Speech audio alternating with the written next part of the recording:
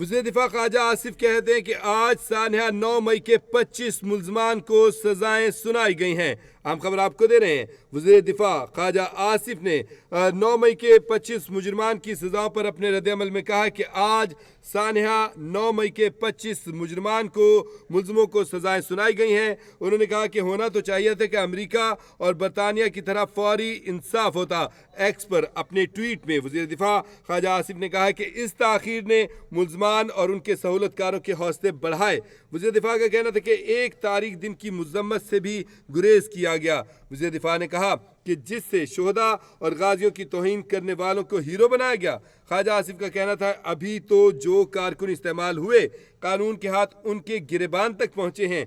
वज़ीर दिफा ने कहा कि जो इस भयानक दिन के मंसूबा साज थे, कानून जब तक उन पर हाथ नहीं डालता तब तक इस सिलसिले का इख्तिताम नहीं होता।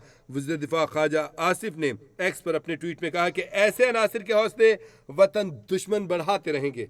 वज़ीर दिफा ख्वाजा आसिफ कहते हैं कि आज साना 9 मई के 25 मुल्ज़मान को सजाएं सुनाई गई हैं। उन्होंने कहा कि होना तो चाहिए था कि अमेरिका और बरतानिया की तरह फौरी इंसाफ होता। उन्होंने कहा इस ताख़ीर ने मुल्ज़मों और उनके सहूलतकारों के हौसले बढ़ा दिए हैं। उन्होंने कहा कि एक तारीख दिन की मुज़म्मत से भी गुरेज किया गया। वज़ीर दिफा ने कहा कि जिससे शोहदा और गाजियों की तौहीन करने वालों को हीरो बनाया गया। अभी तो जो कारकुन इस्तेमाल हुए कानून के हाथ उनके गिरेबान तक पहुंचे हैं। उन्होंने कहा कि जो इस भयानक दिन के मंसूबा साज थे, कानून जब तक उन पर हाथ नहीं डालता तब तक इस सिलसिले का इख्तिताम नहीं होता।